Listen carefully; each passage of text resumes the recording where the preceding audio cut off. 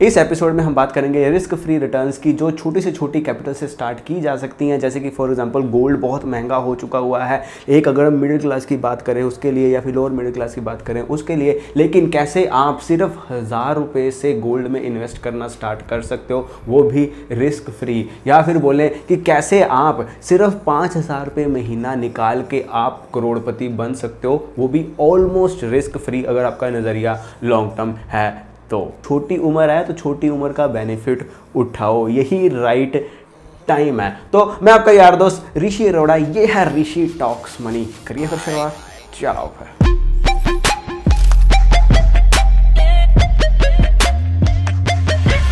सबसे पहली ऑप्शन अगर हम इंडियन मार्केट की बात करें तो जो हमारे पास है वो है आरडी। लेकिन अब आरडी क्या होता है? जनरली हमने एफडी सुना है अपने घरों में। एफडी होता है फिक्स्ड डिपॉजिट और आरडी होता है रेकरिंग डिपॉजिट।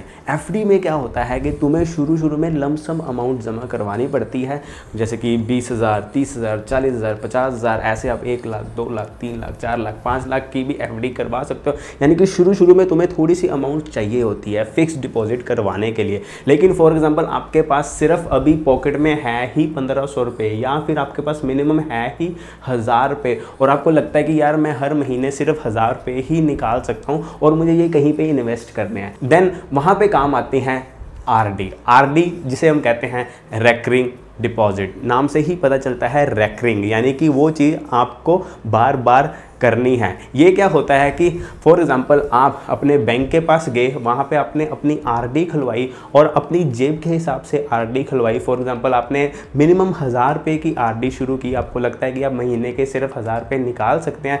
बैंक क्या करेगा?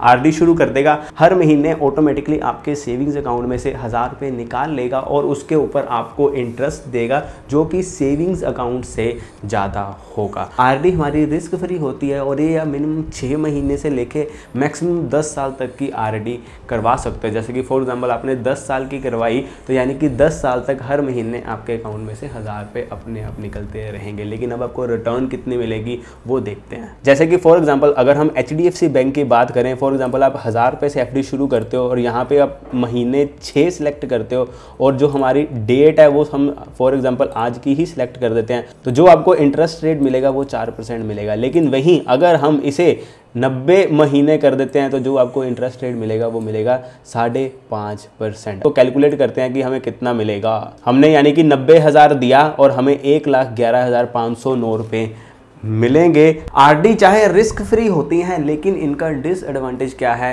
कि ये इन्फ्लेशन को बीट नहीं करती। इन्फ्लेशन को बीट नहीं करती कहने का क्या मतलब है कि फॉर एग्जांपल जो वैल्यू आज आप फॉर एग्जांपल आपने 90,000 रुपया लगा दिया टोटल 10 साल में, 1000 रुपया दे के 90,000 रुपया आपने लगा दिया पूरे 10 साल में, जो 90,000 की वैल्यू जो आज है, यानी कि अभी 2020 चल रहा है, फॉर एग्जांपल जैसे कि ये बोल रहे हैं वो आपको 1,11,509 रुपये देंगे, लेकिन 2028 में देंगे तो 2000 जो चीज़ आज 90,000 की मिल रही है आपको लग रहा है कि 2028 में भी वो 90,000 की मिल रही होगी? नहीं, क्योंकि उसकी भी महंगाई बढ़ जाएगी। इसे कहते हैं इन्फ्लेशन को बीट नहीं करना, यानी कि महंगाई को बीट नहीं करना। आरडी में वही पैसा लगाएं जिसके ऊपर आप बिल्कुल भी रिस्क नहीं ले सकते। अगर आपकी एज यंग है, यानी कि आपके ऊपर जो रिस्पॉन्सिबिलिटीज़ हैं वो भी कम है, तो आप और भी अच्छी इन्वेस्टमेंट्स ढूंढ सकते हैं। वो क्या है, आगे बात करते हैं। अगली इन्वेस्टमेंट, गोल्ड आजकल बहुत ज़्यादा महंगा हो चुका हुआ है। बहुत से ऐसे लोग हैं जिनके लिए लाइक गोल्ड पॉकेट के ऊपर बहुत ज़्यादा भारी पड़ रहा है,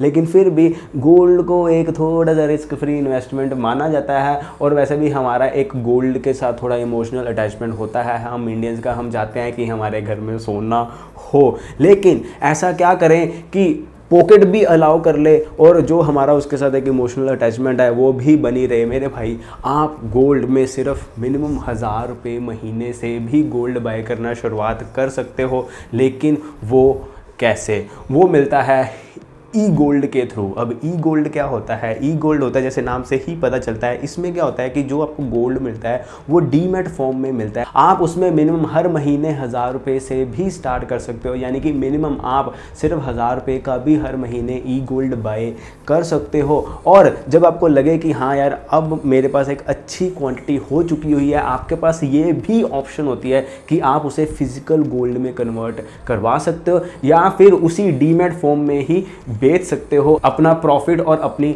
रिटर्न्स कमा के। ई गोल्ड का एक और बेनिफिट क्या होता है कि उसके चोरी होने का डर नहीं रहता। ये भी एक उसका एडवांटेज है, क्योंकि घर में सोना पड़ा हो, ज़्यादा पड़ा हो, कम पड़ा हो, लेकिन हमें उसके चोरी होने का हमेशा डर रहता ही रहता है। लेकिन ई गोल्ड में ऐसा नहीं होता, क्योंकि वो जिसने अपने नाम पे लिया है उसके नाम पे ही रहेगा, डीमेट फॉर्म पे रहेगा। जब ज़रूरत होगी तब आप उसे अपना फिजिकल गोल्ड में कन्वर्ट करवा सकते हो। जैसे कि फॉर एग्जाम्पल आपका सपना है कि जब आपकी बहन की शादी होगी आपको उसे लाइक गिफ्ट देना है, आप अभी से स्टार्ट कर सकते हो, क्योंकि तब फॉर अभी आपके बहन की शादी को फॉर एग्जांपल 14 साल पड़े हैं, 10 साल पड़े हैं या 5 साल पड़े हैं, हो सकता है गोल्ड की वैल्यू बहुत ज़्यादा ऊंची हो, तब आप बाय ना कर पाओ। आप अभी से स्टार्ट कर सकते हो, जब टाइम आएगा तो उसको फिजिकल गोल्ड में कन्वर्ट करवा सकते हो। और ये बिल्कुल सेफ होता है नेशनल स्पॉट एक्सचेंज के द्वारा। जो भी सारी ट्रांजेक्शन्स होती हैं उनके थ्रू घूम के जाती हैं। आप पेटीएम से बाय कर सकते हो, आप फ़ोन पे से बाय कर सकते हो, आप मोतीलाल ओसवाल से बाय कर सकते हो। बहुत ईजी है इन सब से शुरुआत करना। नेक्स्ट ऑप्शन है वो है गवर्नमेंट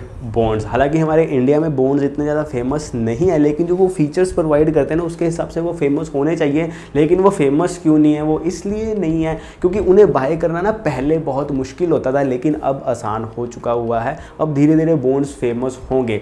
बॉन्ड्स फेमस क्यों होंगे? क्योंकि वो दो चीज़ें प्रोवाइड कर रहे हैं। एक तो ये कि जो आपकी कैपिटल है उस पर कोई रिस्क नहीं है, वो रिस्क फ्री है। उसके साथ साथ वो क्या बोलते हैं कि वो आपको अश्योर्ड रिटर्न्स का प्रॉमिस करते हैं। लेकिन इनका डिसएडवांटेज क्या है कि इनका हर बॉन्ड का एक सर्टेन लॉक इन पीरियड होता है। अब बॉन्ड होते क्या हैं? जैसे कि फॉर एग्जांपल इसको आसान भाषा में समझे, कोई गवर्नमेंट है उसे कोई प्रोजेक्ट बनाना है, फॉर एग्जांपल वो उस प्रोजेक्ट के लिए बॉन्ड इशू करती है। जब वो बॉन्ड इशू करती है तो वो बोलती है कि इस बॉन्ड का इतना लॉक इन पीरियड है, आपकी जो आप पैसा हमें दोगे वो रिस्क फ्री है, वो कहीं नहीं जाएगा, लेकिन इसके ऊपर इतना रिटर्न हम आपको प्रॉमिस करते हैं। तो क्या होता है कि इन्वेस्टर उन बॉन्ड को खरीदते हैं, गवर्नमेंट उस पैसे से उस प्रोजेक्ट के ऊपर लगाती है। अब हर बॉन्ड की जो रिटर्न अश्योर्ड होती है वो अलग होती है। जब आप बॉन्ड बाय करोगे तब वहां पे सारा आपको लिखा आएगा, लेकिन आप बाय कैसे करने हैं वो नेशनल स्टॉक एक्सचेंज की अपनी ही वेबसाइट है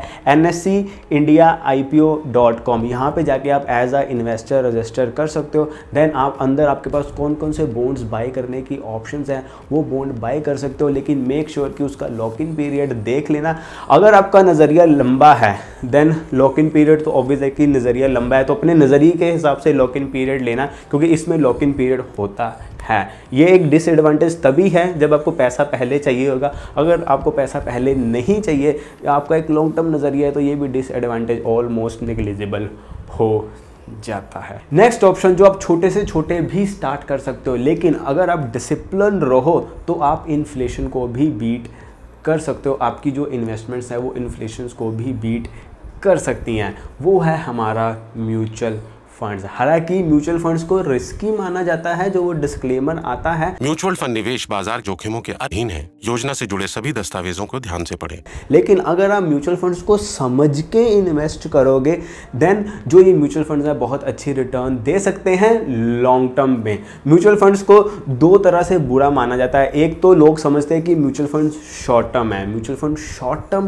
नहीं है। दूसरा ये माना जाता है कि म्यूचुअल फंड्स अपना रिस्की हैं। नहीं, बहुत तरह के म्यूचुअल फंड्स होते हैं। जैसे कि अगर इजी भाषा में समझे तो दो तरह के म्यूचुअल फंड की एग्जांपल लेते हैं। एक हो गया हमारा इक्विटी म्यूचुअल फंड और एक हो गया हमारा डेब्ट म्यूचुअल फंड। जो हमारा इक्विटी म्यूचुअल फंड्स होते हैं वो ज़्यादा रिस्की होते हैं एज कम्पेयर टू हमारा डेब्ट फंड्स के, लेकिन इसमें हम स्मार्ट प्ले कर सकते हैं। वो कैसे प्ले कर सकते हैं कि वो है आपकी रिस्क एपेटाइट, कि आप कितना रिस्क ले सकते हो, जो आप कैपिटल जो आप पर मंथ इन्वेस्ट कर सकते हो। अगर आपको लग रहा है कि आपका नज़रिया लंबा है और इस कैपिटल के ऊपर जो मैं इन्वेस्ट कर रहा हूँ उसके ऊपर मैं रिस्क भी ले सकता हूँ, आप सारा इक्विटी फंड्स में डालें।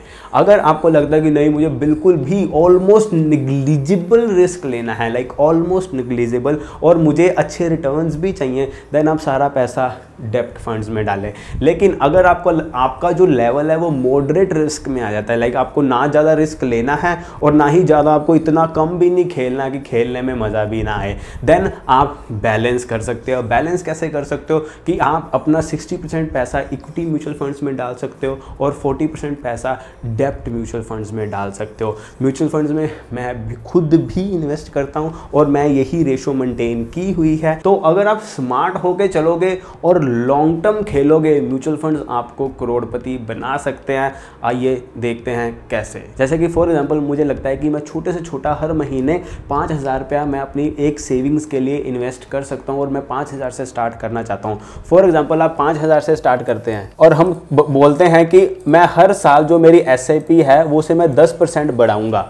कहने का क्या मतलब हुआ कि जिस महीने आपने 5,000 से स्टार्ट किया, आपको पहले 12 महीने 5,000 देना है, उसके बाद आपको जो अगले 12 महीने हैं वो आपको 5,500 देना है, यानी कि 10% बढ़ गई।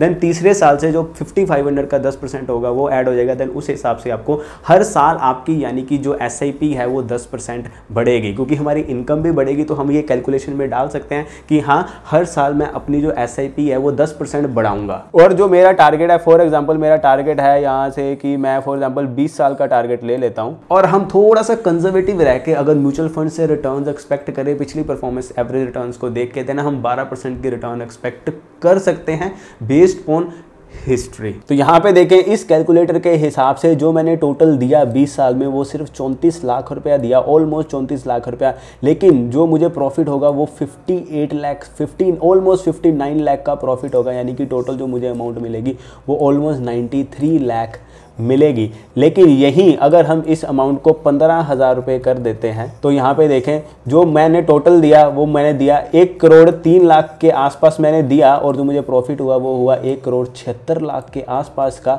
और जो मुझे टोटल मिलेगा वो मिलेगा 2,80 लाख के आसपास। तो यानी कि अगर आप डिसिप्लिन्ड हो और अगर आप छोटे से भी स्टार्ट करके करोड़पति बनना चाहते हो, आपका लॉन्ग टर्म नज़रिया है, देन मेरे भाई आप म्यूचुअल फंड्स में इन्वेस्ट करना शुरू करो जितना जल्दी हो सके, लेकिन एक सही तरीके से बैलेंस बना के। एंड 5वें नंबर पे जिनमें आप छोटे से छोटे से भी स्टार्ट कर सकते हो वो है हमारे शेयर मार्केट। उसमें हम जो स्टॉक्स वगैरह उनके ऊपर आप इन्वेस्ट कर सकते हो, लेकिन स्टॉक मार्केट रिस्की होती है। अब इसमें रिस्क बहुत ज़्यादा भी मिल सकते हैं और सारी कैपिटल भी उड़ सकती है। तो इसके लिए बहुत ज़्यादा एक्सपीरियंस चाहिए होता है स्टॉक मार्केट में, स्टॉक्स में इन्वेस्ट करने के लिए, उनको बाय करने के लिए। जो बाकी ऑप्शंस मैंने बताई हैं वो उनके लिए कम एक्सपीरियंस चाहिए और वो थोड़ी कम रिस्की हैं अगर उनको सही तरीके से किया जाए तो। और अगर आपको लॉन्ग टर्म गेम खेलनी है तो टेक एक्शन, स्टार्ट इन्वेस्टिंग। कल की वेट मत करो, अभी से करो। जितना जल्दी स्टार्ट करोगे उतना जल्दी आपके लिए बेनिफिट होगा। और इस चैनल को सब्सक्राइब करो क्योंकि ऐसा फाड़ कंटेंट बहुत है और बहुत फाड़ कंटेंट आने वाला है Rishi talks money episode series में। तो this is weekend, don't forget to weekend. चलो।